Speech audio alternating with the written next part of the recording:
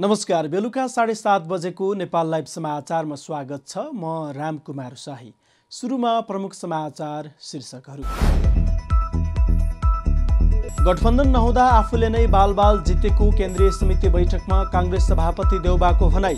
सरकार बनाउने बेलामै 3 तहका निर्वाचनमा गठबन्धन गर्ने सहमति भएको खाँडको दाबी। प्रचण्डलाई धोएर बागमती मैलिएको भन्ने ओलीको अभिव्यक्तिप्रति प्रचण्डको जवाब। नायक हुन्छन् कि भनेर धुँदा खलनायक निस्केको आरोप। निर्वाचनमा गठबन्धनले रेकर्ड बनाउने मान्यताबाट अघि बढिरहेको दाबी। देउबाले माओवादी मोहले गठबन्धन लाद्न खोजेको शेखर कोइरालाको आरोप। आफ्नो आइडियोलोजीमा शङ्का नगर्न देउबाको आग्रह। मतदाताको रुखसँगको भावनात्मक सम्बन्धलाई ख्याल गर्न महामन्त्री गगन थापाको आग्रह। तटस्थ हैसियतबारे छलफल गर्न युक्रेन तयार रहेको राष्ट्रपति भोलोदिमिर जेलेन्स्कीको भनाई। तर त्यसका लागि जनमत सङ्ग्रहमा जानुपर्ने तर्क, सुनिश्चितता तेस्रो पक्षहरूबाट हुनुपर्ने शर्त। र त्रिकोणात्मक T20 आई सिरिज अन्तर्गत पहिलो खेलमा नेपालको जित। पपुवा न्युगिनी 15 रनले पराजित। नेपालको जितमा करण केसी र सन्दीप लामिछानेको उत्कृष्ट बोलिङ। सामान राम्रो छ, ढुक्क हुनुहोस्। थाहा छ त्यसैले त यही लिन आएको। गुणस्तरीय प्लम्बिङको भरपर्दो नाम मार्बल। अब समाचार विस्तारमा। केन्द्रीय कार्यसमितिको बैठकमा काङ्ग्रेस सभापति शेरबहादुर देउबाले गठबन्धन गर्नुपर्ने कुरामा जोड दिएका छन्। उनले गठबन्धन गरियो भने सबैले जित्ने पनि बताएका छन्। गठबन्धन नहुँदा मैले नै बालबाल जितेको हुँ, त्यसैले गठबन्धन नगरेर हुन्छ। देउबाको भनाई उद्धृत गर्दै एक नेताले भने, गठबन्धन गरेर जाँदा हामी सबै जित्छौँ। उनले पहिला गठबन्धन नगर्दा काङ्ग्रेसका धेरै उम्मेदवारहरू हारेको स्मरण गराएका थिए। मलाई पनि पहिले माओवादीले गोली हानेकै हुन् नि, पुराना कुरा सम्झेर हुन्छ, त्यसकारण गठबन्धन गरेर जानुपर्छ, जाउँ, देउबाको भनाइ थियो। देउबाले आफ्नो आइडियोलोजीमा शङ्का नगर्न पनि आग्रह गरेका थिए। धेरै लडेको मान्छे हुँ, अब पार्टी सभापति हुने होइन, अहिलेको अवस्था पनि हेर्नु पर्यो नि, उनको भनाइ थियो। यस्तै नेपाली काङ्ग्रेसका नेता तथा गृहमन्त्री बालकृष्ण खाँडले चुनावी गठबन्धन गर्ने सहमति गठबन्धन सरकार बनाउने बेला नै भएको बताएका छन्। केन्द्रीय कार्यसमिति बैठकमा संस्थापन इतरका नेता डाक्टर शेखर कोइरालापछि बोलेका उनले मोडालिटीमा भने छलफल हुन जरुरी रहेको बताए। काङ्ग्रेसका एक नेताका अनुसार खाँडले बैठकमा भने सरकार बनाउने बेला नै 3 तहका निर्वाचनमा गठबन्धन गरेर जाने सहमति भएको थियो। अहिले तोड्न हुँदैन। गठबन्धनका नाममा आफ्नो सङ्गठन अलग थलग पार्न नहुने पनि खाँडको भनाइ छ। डाक्टर कोइरालाले गठबन्धन किन गर्ने र केका लागि गर्ने भन्दै प्रश्न गरेका थिए। पार्टीभित्रै सहमति जुटाउन नसकिएको अवस्थामा गठबन्धन गर्नु झन हानिकारक हुने उनको भनाइ थियो। यसैगरी अर्का नेता रमेश लेखकले वर्तमान सत्ता गठबन्धन नभत्किने गरी चुनावी तालमेल गर्नुपर्ने बताए। उनले गठबन्धनलाई प्रभाव नपर्ने गरी निर्णय हुनुपर्ने बताएका हुन्। प्रधानमन्त्री शेरबहादुर देउबा औपचारिक भारत भ्रमणमा जाने भएका छन्। भारतीय प्रधानमन्त्री नरेन्द्र मोदीको निमन्त्रणामा देउबा पत्नी आरजु राणा देउबा सहितको प्रतिनिधि मण्डलको नेतृत्व गर्दै चैत 18 गते नयाँ दिल्ली प्रस्थान गर्ने परराष्ट्र मन्त्रालयले जनाएको छ। भ्रमण टोलीमा परराष्ट्र मन्त्री नारायण खड्का सहित अन्य केही मन्त्री र उच्च अधिकारीहरू रहने मन्त्रालयले जनाएको छ। भ्रमणका क्रममा प्रधानमन्त्री देउबाले भारतीय समकक्षी मोदीसँग भेटवार्ता गर्नेछन्। प्रधानमन्त्री देउबा र भारतीय समकक्षी मोदी बीच चैत 19 गते शनिबार भेटवार्ता हुने मन्त्रालयले जनाएको छ। प्रधानमन्त्री देउबाले भारतीय उपराष्ट्रपति वेन्कैया नायडू, विदेश मन्त्री एस जयशङ्कर र राष्ट्रिय सुरक्षा सल्लाहकार अजित डोलभसँग पनि भेट्ने कार्यक्रम छ। नेपाल फर्किनु अघि प्रधानमन्त्री देउबा बनारस पनि जानेछन्। प्रधानमन्त्रीको रूपमा सन् 2021 को जुलाईमा पदभार ग्रहण गरेपछि नेपालका प्रधानमन्त्रीको यो पहिलो द्विपक्षीय भ्रमण हुने भारतीय विदेश मन्त्रालयले जनाएको छ। नेपालका प्रधानमन्त्रीले वैशाख 2 गते उपराष्ट्रपतिलाई भेटेर प्रधानमन्त्रीसँग वार्ता गर्ने त्यहाँको विदेश मन्त्रालयले जनाएको छ। इएमए र एनएसएले नेपालका प्रधानमन्त्रीसँग भेट गरेपछि नयाँ दिल्लीमा औपचारिक कार्यक्रमका साथै नेपालका प्रधानमन्त्रीले उत्तर प्रदेशको वाराणसीको भ्रमण गर्ने भारतीय विदेश मन्त्रालयले जारी गरेको विज्ञप्तिमा उल्लेख गरिएको छ। केपी ओलीले पटक पटक भनिरहन्छन् माओवादी केन्द्रका अध्यक्षलाई धुँदा धेरै बाल्टिन ड्रम पानी खर्च भयो, तर उनी उस्तै रहे। गत चैत 12 गते एमाले निकट नेपाल मुस्लिम इत्तेहाद संगठनको 6औं राष्ट्रिय महाधिवेशनमा सम्बोधन गर्दै ओलीले भनेका थिए, प्रचण्डलाई अलिक सच्याउन सकिन्छ कि भनेर ल्याइयो। मैले पहिले पनि भने, ड्रमका ड्रम पानी खर्च भयो, डल्लाका डल्ला साबुन खर्च भयो धुँदा धुँदा। ओलीले प्रचण्डलाई पखाल्न बागमती नै मैलो भएको पनि बताए। बागमती नै मैलियो, माओवादीलाई पखाल्दा पखाल्दा, साबुन लाउँदा लाउँदा, ल्याएर घरमै ल्याएर पनि कोसिस गरियो, तर अन्तिममा बागमती मैलियो। गत पुस 15 गते पनि ओलीले सुदूरपश्चिमका कार्यकर्ताको भेलामा सम्बोधन गर्दै भनेका थिए, 3 वर्षमा डल्लाका डल्ला साबुन खर्च भयो, ट्याङ्कीका ट्याङ्की पानी खर्च भयो, साबुन लगायो पखाल्यो, प्रचण्ड जस्ताको तस्तै। अलिक सच्याउन सकिन्छ कि प्रचण्डलाई भनेर ल्याइयो। मैले पहिले पनि भने, ड्रामका ड्राम पानी खर्च भयो, डल्लाका डल्ला साबुन खर्च भयो, धुँदा धुँदा। हिन्दीमा एउटा फिल्मी गीत छ, राम तेरी गङ्गा मैली पापियों के पाप देखे। हाम्रो पनि बागमती नै मैलियो, माओवादीलाई पखाल्दा पखाल्दा, साबुन लाउँदा। सोमबार एक कार्यक्रममा प्रचण्डले ओलीलाई धोएको तर खलनायक भएको निस्किएको बताएका छन्। सोमबार रोल्पामा आयोजित सभामा बोल्दै उनले ओलीको केही समय अघिको भनाइलाई प्रत्युत्तर दिएका हुन्। प्रचण्डले भने, जसलाई हामीले धोइ पखाली गरेर राम्रो बनाउन सकिएला कि भन्ठानेका थियौँ, जसलाई नायक बनाउन सकिन्छ कि भन्ठानेका थियौँ, तर तिनी मान्छे खलनायक निक्ले, ती विदेशी दलाल देखा परे र हामीले सङ्घर्ष गर्नुपर्ने अवस्था आयो। प्रचण्डले नेपालमा 40-50 वर्षसम्म कम्युनिस्ट शासन रहला भनेर तत्कालीन नेपाल कम्युनिस्ट पार्टी नेकपा बनाएको पनि बताएका छन्। यस्तै अध्यक्ष प्रचण्डले आगामी निर्वाचनमा गठबन्धनले रेकर्ड बनाउने मान्यताबाट आफूहरू अगाडि बढिरहेको बताए। रोल्पामा निर्मित जनयुद्ध स्मृति भ्यू टावर उद्घाटन गर्दै सोमबार प्रचण्डले गठबन्धन टुटाउनका लागि चलखेलहरू भइरहेको पनि बताए। अध्यक्ष प्रचण्डले गत साल झन्डै प्रतिगमन हुने र संविधानमा प्राप्त उपलब्धि उल्टिने खतरा पैदा भएको पनि बताएका छन्। वैदेशिक रोजगार बोर्डले विदेशमा मृत्यु र अङ्गभङ्ग भएका श्रमिकका परिवारलाई दिइने क्षतिपूर्ति सम्बन्धी सेवा अनलाइन प्रणाली मार्फत दिने भएको छ। सोमबार मन्त्रालयमा पत्रकार सम्मेलन गर्दै श्रम, रोजगार तथा सामाजिक सुरक्षा मन्त्री कृष्ण कुमार श्रेष्ठले वैदेशिक रोजगार बोर्डले विदेशमा मृत्यु र अङ्गभङ्ग भएका श्रमिकका परिवारलाई दिइने क्षतिपूर्ति सम्बन्धी सेवा अनलाइन प्रणाली मार्फत सुरु भएको बताए।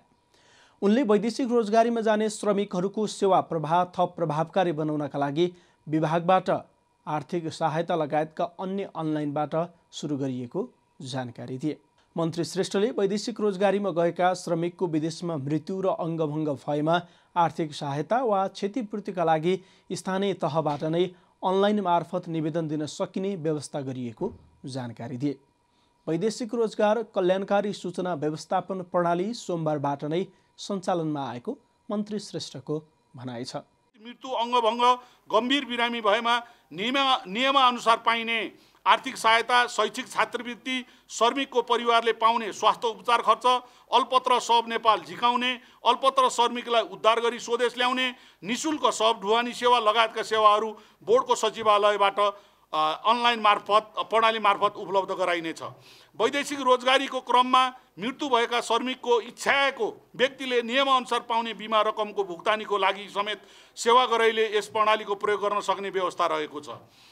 अनलाइन प्रणाली प्रयोग गरी स्थानीय तह मार्फत प्राप्त हुन आएका निवेदन तथा तोकिए बमोजिमका कागजातहरू सचिवालयमा प्राप्त भए लगतै बोर्डबाट नियमअनुसार पाउनुपर्ने क्षतिपूर्ति वा आर्थिक सहायता रकम भुक्तानी सेवा प्रदायक संस्था मार्फत स्थानीय तहबाट किटानी सिफारिस गरेको सेवाग्राही वा नजिकको हकदारको ब्याङ्क खातामा सिधै भुक्तानी गरिनेछ र सोको जानकारी मोबाइल SMS मार्फत सम्बद्ध व्यक्तिलाई जानकारी गराउने व्यवस्था मिलाइएको छ। त्यस्तै मन्त्री श्रेष्ठले सरकारले वैदेशिक रोजगारीमा गएर फर्किएका श्रमिक तथा श्रमिकको परिवार र नेपालको औद्योगिक करिडोरमा काम गर्ने श्रमिकका लागि श्रम अस्पताल खोल्ने तयारीमा लागेको बताएका छन्। श्रमिक अस्पताल तपाईहरुलाई थाहा छ, नेपालमा लगभग भनौं न अहिले 1 करोड 20 लाखको हाराहारीमा औपचारिक अनौपचारिक देश विदेशमा 1 करोड 20 लाख हाराहारीमा चाहिँ श्रमिकहरू मजदुरहरू छौ भन्ने छ। यहाँ अहिले भनौँ न विभिन्न चाहिने सङ्गठनहरूको विभिन्न आफ्नो अस्पतालको रूपमा आएको छ भने श्रमिकहरूलाई किन नगर्ने भन्ने हिसाबले हामीले चाहिने विशेष गरी अहिले औद्योगिक कोरिडोरमा र औद्योगिक कोरिडोरलाई चाहिने अगाडि सारेर सँगसँगै विदेशबाट फर्किने श्रमिकहरूलाई पनि र वैदेशिक रोजगारीमा गएका श्रमिकहरूको आफन्तलाई पनि सहुलियत हुने गरी अब यो श्रमिक अस्पतालको लागि मन्त्री परिषद क्याबिनेटबाट चाहिँ सैद्धान्तिक सहमति लिएर हामीले कार्यदल गठन चाहिने गरेर अहिले हामी जग्गा प्राप्ति जग्गा खोज्ने क्रममा छौँ र सँगसँगै हामीले मित्र राष्ट्र जुन जुन देशमा हामीले श्रमिकहरू चाहिने पठाएका छौँ उहाँहरूलाई हामीले कतार, युएई, साउदी अरबदेखि लिएर जापान भनौँ न विभिन्न देशहरूलाई हामीले अनुरोध गरेका छौँ। उहाँहरू एकदम पोजिटिभली हामी सहयोग गर्छौँ पनि भन्नुभएको छ। मन्त्री श्रेष्ठले वैदेशिक रोजगारीलाई थप सुरक्षित, व्यवस्थित र मर्यादित बनाउन वैदेशिक ऐन 2064 संशोधन गर्ने तयारीमा रहेको पनि बताएका छन्। आगामी निर्वाचनमा सत्ता गठबन्धनका दलहरूसँग गठबन्धन गर्ने विषयमा कांग्रेस सभापति शेरबहादुर देउबा र अर्को समूहका नेता डाक्टर शेखर कोइरालाबीच सवाल जवाफ भएको छ। केन्द्रीय कार्यसमितिको बैठकमा डाक्टर कोइरालाले सभापति देउबाको माओवादी मोहले गठबन्धन लाद्न खोजिएको बताए। सभापति देउबाले त्यसको जवाफ फर्काए। देउबागी बोलेका डाक्टर कोइरालाले भने गठबन्धन माथिबाट गर्ने तर तलका आफ्नै कार्यकर्तालाई एकता गर्न सकिएन भने के अवस्था हुन्छ, हामीले त्यतातिर ध्यान दिन जरुरी छ। केन्द्रबाट गठबन्धन लाद्ने कुरा नगरौँ। उनले गठबन्धनभन्दा पार्टी एकतामा ध्यान दिन सुझाएका थिए। पार्टी एक भए जित सुनिश्चित रहेको उनको भनाइ थियो। सभापति देउबाले एमाले बलियो रहेको बोल्दै हिँडेको भन्दै त्यसले कार्यकर्ताको मनोबल कमजोर बनाएको कोइरालाले बताएका थिए। डाक्टर कोइरालाले माओवादी मोह बताएपछि आक्रोशित देउबाले आफ्नो आइडियोलोजीमा शङ्का नगर्न आग्रह गरेका थिए। धेरै लडेको मान्छे हुँ, म अब पार्टी सभापति हुने होइन, अहिलेको अवस्था नि हेर्न पर्यो नि, उनको भनाइ थियो। सभापति देउबाले गठबन्धन नहुँदा आफूले नै बालबाल जितेको उल्लेख गर्दै हारेकाहरूलाई जिताउन गठबन्धन गर्नुपर्ने बताए। उनले पहिला गठबन्धन नगर्दा काङ्ग्रेसका धेरै उम्मेदवारहरू हारेको स्मरण गराएका थिए। मलाई पनि पहिले माओवादीले गोली हानेकै हुन्, पुराना कुरा सम्झेर हुन्छ, त्यसकारण गठबन्धन गरेर जानुपर्छ, जाउँ, देउबाको भनाइ थियो। यसैगरी नेपाली काङ्ग्रेसका महामन्त्री गगन थापाले चुनावमा गठबन्धनलाई सैद्धान्तिक रूपमा पुष्टि गर्न नसकिने बताएका छन्। आफू गठबन्धनको विपक्षमा रहेको उनले स्पष्ट पारे। जुनसुकै प्रस्तुतिमा पनि रुख नै रोज्ने मतदातालाई गठबन्धनका नाममा अन्यत्र भोट हाल्न बाध्य पार्दा आगामी दिनमा काङ्ग्रेसले ठूलो क्षति बेहोर्नेतर्फ उनले सचेत गराए। नेताहरूलाई चिन्ह एउटा जित हारको प्रतीक भए पनि मतदाताको रुखसँग भावनात्मक सम्बन्ध रहेको बताउँदै त्यसलाई ख्याल गर्न आग्रह गरेका छन्। रुख बाहेकमा भोट हाल्न लगाउने कुराले काङ्ग्रेसलाई कमजोर बनाउँदै लैजानेतर्फ थापाले सचेत गराएका हुन्। नेपाल लाइभ समाचारमा अब अन्तर्राष्ट्रिय समाचार।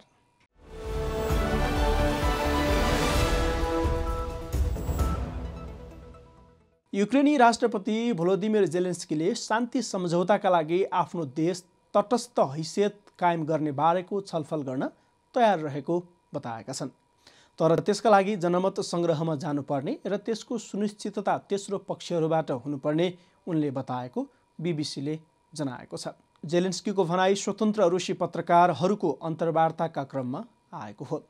पूरा समय रुसी भाषामा बोलेका उनले रुसी हमलाले युक्रेनको रुसी भाषा बोलिने सहरहरू ध्वस्त पारेको बताएका थिए। युक्रेन र रुसबीच नयाँ चरणको प्रत्यक्ष वार्ता यसै साता टर्कीमा हुँदैछ। युक्रेनमा रुसी भाषाको प्रयोगबारे शान्ति वार्तामा कुरा भएको जेलेन्स्कीलाई उद्धृत गर्दै रोयटर्स समाचार संस्थाले जनाएको छ। तर निशस्त्रीकरण हुनुपर्ने जस्ता रुसी माग भने युक्रेनले अस्वीकार गरेको उनले बताए।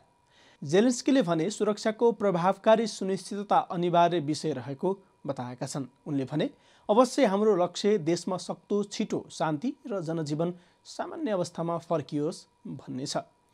आंशिक रूपमा रुस पक्षधर पृथकतावादीहरूले नियन्त्रण गरिराखेको डोनबास क्षेत्रमा समेत आफूले सम्झौता गर्न सक्ने उनले जनाएका छन्।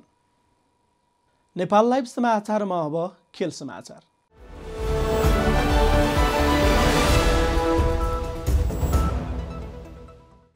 तीव्र गतिका बलर करण केसी र लेग स्पिनर सन्दीप लामिछानेको उत्कृष्ट बलिङमा घरेलु टोली नेपालले त्रिकोणात्मक T20 आई सिरिज अन्तर्गत पहिलो खेलमा पपुवा न्युगिनीलाई पराजित गरेको छ। सोमबार सम्पन्न खेलमा नेपालले पाहुना टोली पपुवा न्युगिनीलाई 15 रनले पराजित गरेको हो। 184 रनको विजय लक्ष्य पछ्याएको पपुवा न्युगिनी निर्धारित 19.2 ओभरमा अल आउट हुँदै 168 रनमा समेटियो। पपुवा न्युगिनीका लागि नर्मन भानुआले सर्वाधिक 52 रन बनाएका थिए। नेपालका लागि कप्तान सन्दीप लामिछाने र करण केसीले 3 विकेट लिए। यता अविनाश बोहराले 2 तथा सोमपाल कामीले 1 विकेट हात पारे। त्यसअघि ट्युब क्रिकेट मैदानमा टस हारेर ब्याटिङमा उत्रिएको नेपालले आसिफ शेख र रोहित कुमार पौडेलको 80 रनको साझेदारीको मद्दतमा निर्धारित 20 ओभरमा 9 विकेट गुमाउँदै 183 रन बनाएको थियो। नेपालका लागि आसिफले सर्वाधिक 43, रोहितले 34, ओपनर कुशल भुर्तेलले 20 रन बनाए। यस्तै करण केसी 14, कुशल मल्ल 11 रनमा आउट भए। अन्य ब्याटरले भने दोहोरो अङ्कमा रन बटुल्न सकेनन्। पपुवा न्युगिनीका अल्लेई नाओ, चाद सोपर र चार्ल्स अमिनीले 2 विकेट लिए। नोर्मान भानुआ र रिले हेकुरेले 1 विकेट हात पारे। सामान राम्रो छ, ढुक्क हुनुहोस्। थाहा छ त्यसैले त यही लिन आएको। गुणस्तरीय प्लम्बिङको भरपर्दो नाम मार्बल। समाचारको अन्त्यमा प्रमुख समाचारका शीर्षकहरू फेरि एकपटक। गठबन्धन नहुँदा आफूले नै बालबाल जितेको केन्द्रीय समिति बैठकमा काङ्ग्रेस सभापति देउबाको भनाई। सरकार बनाउने बेलामै 3 तहका निर्वाचनमा गठबन्धन गर्ने सहमति भएको खाँडको दाबी। प्रचण्डलाई धोएर बागमती मैलिएको भन्ने ओलीको अभिव्यक्तिप्रति प्रचण्डको जवाब। नायक हुन्छन् कि भनेर धुँदा खलनायक निस्केको आरोप। निर्वाचनमा गठबन्धनले रेकर्ड बनाउने मान्यताबाट अघि बढिरहेको दाबी। देउबाले माओवादी मोहले गठबन्धन लाद्न खोजेको शेखर कोइरालाको आरोप। आफ्नो आइडियोलोजीमा शङ्का नगर्न देउबाको आग्रह। मतदाताको रुखसँगको भावनात्मक सम्बन्धलाई ख्याल गर्न महामन्त्री गगन थापाको आग्रह। तटस्थ हैसियतबारे छलफल गर्न युक्रेन तयार रहेको राष्ट्रपति भोलोदिमिर जेलेन्स्कीको भनाई। तर त्यसका लागि जनमत सङ्ग्रहमा जानुपर्ने तर्क, सुनिश्चितता तेस्रो पक्षहरूबाट हुनुपर्ने शर्त। र त्रिकोणात्मक T20 आई सिरिज अन्तर्गत पहिलो खेलमा नेपालको जित। पपुवा न्युगिनी 15 रनले पराजित। नेपालको जितमा करण केसी र सन्दीप लामिछानेको उत्कृष्ट बलिङ। नेपाल लाइभ समाचार आज यति नै। हाम्रा अन्य कार्यक्रम नेपाल लाइभको Facebook page, YouTube channel, Twitter र हाम्रो वेबसाइट nepallive.com मा पढ्न र हेर्न सक्नुहुनेछ। नमस्कार।